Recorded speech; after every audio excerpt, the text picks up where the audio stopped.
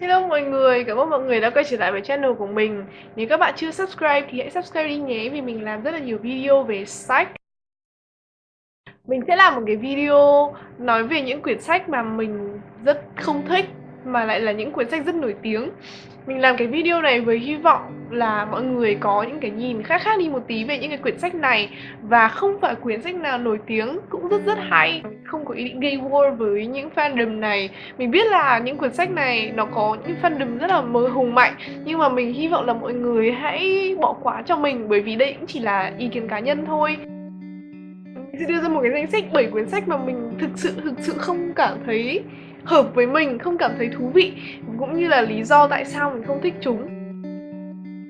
Quyển sách đầu tiên trong danh sách này chính là The Alchemist. Mình biết là nghe khá là sốc, nhưng mà mình thực sự không thể thích nổi The Alchemist. Với danh nghĩa là một quyển tiểu thuyết ý, thì cuốn sách này không hề có một tí cốt truyện nào cả.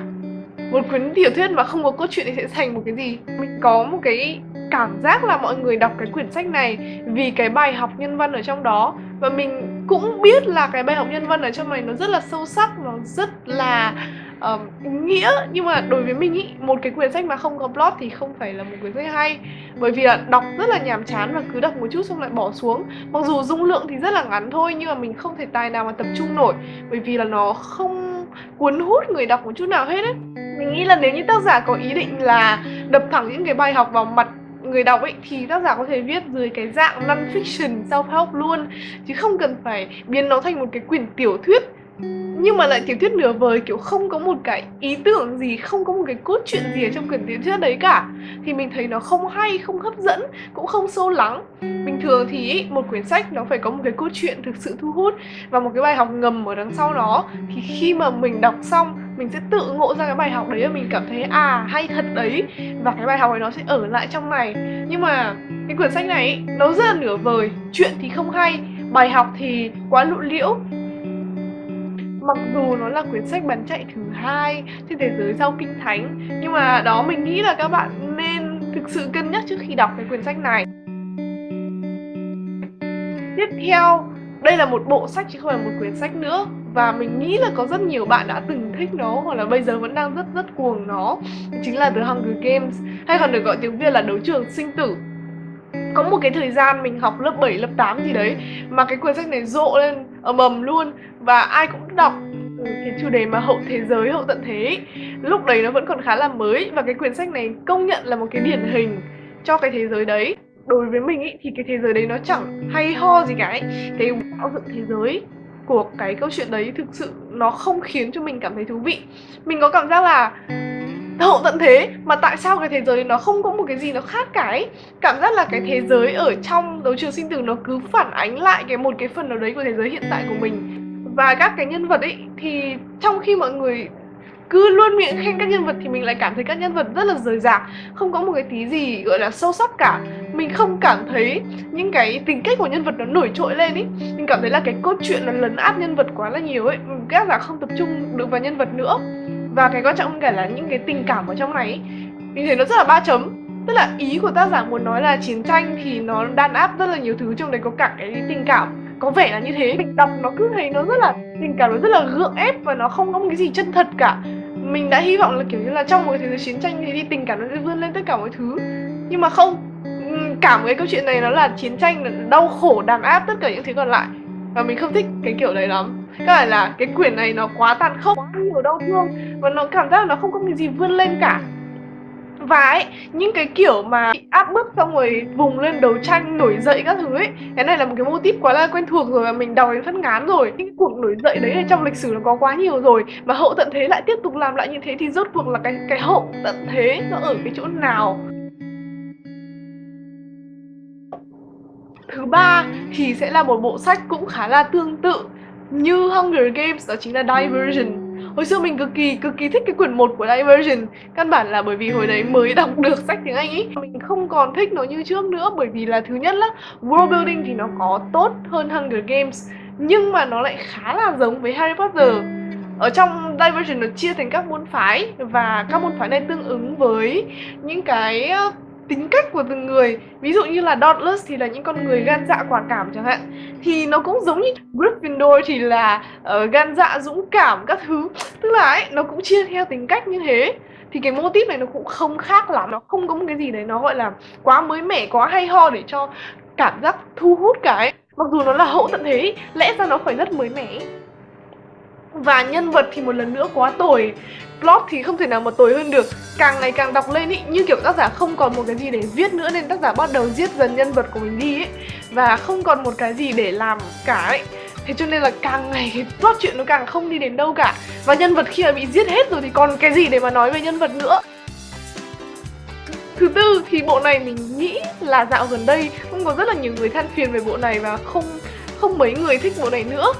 Twilight của Stephenie Meyer thì hồi xưa mình biết là mọi người đều phát cuồng về Twilight và bây giờ thì hình như vẫn có những người thích Twilight, nhưng mà bản thân mình ý, mình không thể chịu nổi nó nữa tại vì nó quá là vớ vẩn ấy. Thứ nhất là không hiểu tại sao mà viết như kiểu viết như chuyện cho trẻ con ấy, kể cả plot cũng vớ vẩn, kể cả lời thoại cũng không hay và nhân vật thì quá khó hiểu. Quá bánh bèo, quá xến xúa. Gần đây hình như lại còn tái bản một cái quyển sách gì đấy mà đổi lộn ngược lại hai đứa Bella với cả Edward ấy. Nói chung mình không hiểu tác giả đang muốn làm gì với Twilight nữa. Bắt đầu mình thấy khá là thú vị bởi vì mình thích những thứ về vampire ấy. Nhưng mà có một cái vấn đề rất lớn trong quyển sách này, đấy là vampire trong quyển sách này nó cũng cảm giác là như được lãng mạn hóa ấy. Thế là bình thường nhá, theo truyền thuyết ý, thì vampire khi là ra ngoài ánh nắng ý, thì sẽ bị bốc cháy đúng không? Nhưng mà ở trong cái bộ truyện này ý, thì rõ ràng là không bị bốc cháy mà còn phát sáng. Nói chung là có những cái thứ về vampire ở trong này cô Stephenie Meyer cô ý biệt tấu đi một tí. Mình không thích điều đấy lắm bởi vì là mình thích cái kiểu vampire theo truyền thuyết hơn. Chắc thế, nó cũng là một cái ý kiến cá nhân thôi. Mình không thích cả truyện lẫn phim của cái bộ này. Quyển thứ 5, quyển này có lẽ là còn ngạc nhiên hơn cả và đấy chính là The Fault in Our Stars của John Green. Mình cực kỳ thích ông John Green bởi vì những cái crash course mà ông ấy làm mình xem rất là nhiều. Nhưng mà sách của ông ấy thì chỉ được một cái duy nhất là chủ đề mới là một, với cả là có nhiều quote hay. Nhưng mà hai cái này nó không thể tạo nên một quyển sách hay được. Và The Fault in Our Stars ấy, mọi người quảng bá nó quá là nhiều. Cái vấn đề là ý, chủ đề mới thật, nhưng mà cái cảm xúc mà mình nhận được ấy nó chẳng khác gì khi mà mình đọc những cái quyển sách khác cả. Mà thực ra ấy, cái vấn đề mà bị ốm xong sắp chết xong yêu nhau các thứ ấy, nhiều người cũng đã làm rồi. Mình cũng không hiểu tại sao John Green làm mà lại thành công như thế. Có lẽ là tại vì là lứa tuổi kiểu young adult ấy, những cái lứa tuổi kiểu teen ấy, thì mọi người cũng quan tâm hơn ấy. Mình không thấy nó đủ cảm động, mình thấy nó deep quá. Nhưng mà nó cứ ở trên bề mặt ấy, nó không lắng sâu ở trong này ấy. Mình không có một cái cảm giác gì cả. Trong khi mọi người cứ bảo là đọc truyện xem phim xong thì rất là muốn khóc, nhưng mà mình không cảm thấy như thế. Không có một cái lắng động, không có một cái điểm cao trào, không có một cái gì khiến cho mình buồn cả. Thế nó mới lạ chứ ấy. Và mình đã mất khoảng tầm 1 năm, cứ cầm lên xong lại đặt xuống cái quyển sách đấy, mình vẫn không thể nào mà đọc xong nổi. Và sau khi mình đọc xong thì mình có xem phim, nhưng mà mình một lần nữa cũng không buồn gì cả. Tiếp theo là Catcher in the Rye của J.D. Salinger, hay còn có tiếng Việt là Bạn trẻ đồng xanh. Thường thì mọi người bảo là ôi quyển này rất là hay, quyển này cho mình một cái cách nhìn khác về giới trẻ. Nhưng mà mình đọc xong mình không hiểu nó nói về cái gì cả. Không phải là cái kiểu mà nó khó hiểu, có những cái chi tiết mà khiến cho mình phải động não suy nghĩ đâu. Mà là thực sự ấy, mình cảm giác nó không có một cái nội dung gì cả. Không hiểu một cái gì cả. Không hiểu rốt cuộc nó nói về cái gì. Nó đang muốn mình phải hiểu cái gì. Mình không lấy ra được một cái bài học gì về nó cả, vì đơn giản là ấy, cả cái nghĩa đen của nó mình cũng không hiểu. Không hiểu một chút nào cả. Ấn tượng duy nhất của mình về cái quyển sách này là cái văn phong ấy, nó rất là đời thường và nó có rất là nhiều những cái chửi nhau. Chỉ có mỗi thế thôi ấy. Mình không cảm thấy một cái gì quá đặc biệt về cái quyển sách này cả. Và cuối cùng, số 7, đó chính là 13 Reasons Why, hay còn được gọi biết đến với cái tên là 13 lý do của tác giả Jay Asher. Nếu như mà các bạn biết về cái cuốn sách này ấy, thì bây giờ đã được làm thành phim trên Netflix và hình như là sắp có season 3 hay sao ấy. Và mình tự hỏi tại sao. Ý mình là ok, mình không có vấn đề gì với cái chủ đề cả ấy. Tại vì là mình cũng biết rất là nhiều về các cái vấn đề tâm lý và mình không có một cái vấn đề gì khi mà tác giả chọn một cái chủ đề khá là nhạy cảm như thế để viết. Nhưng mà mình cảm giác là ấy, khi mà mình đọc cái quyển sách này ấy, thì mình không như mong đợi cho lắm. Bởi vì là nó khá là âm u đen tối, nó khá là tiêu cực ấy. Và đối với đại đa số những người mà chưa có nhiều cái nhìn về cái vấn đề này ấy, mà khi họ đọc cái cuốn sách này ấy, thì họ có thể sẽ có một cái nhìn khá là buồn bã, khá là đau khổ về cái vấn đề này. Trong khi là mình có rất là nhiều cách nhìn về nó. Nhất là khi nếu mà các bạn xem phim ấy thì sẽ càng thấy nó tệ hơn ấy. Có rất là nhiều cái cảnh trong phim mà khiến các bạn không thể chịu nổi ấy.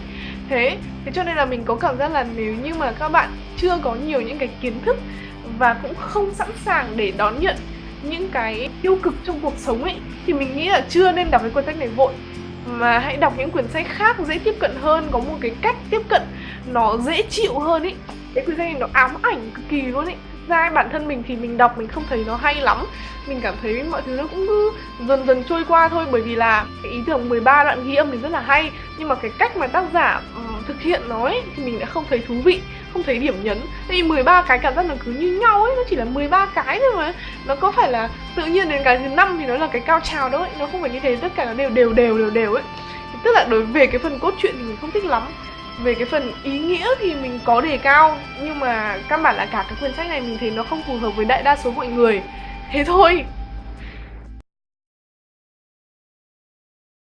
Cảm ơn mọi người đã xem video của mình và hy vọng là mọi người cũng sẽ để lại những comment về những cuốn sách mà mọi người nghĩ là đã bị đánh giá quá cao. Đừng quên like và subscribe channel của mình nhé.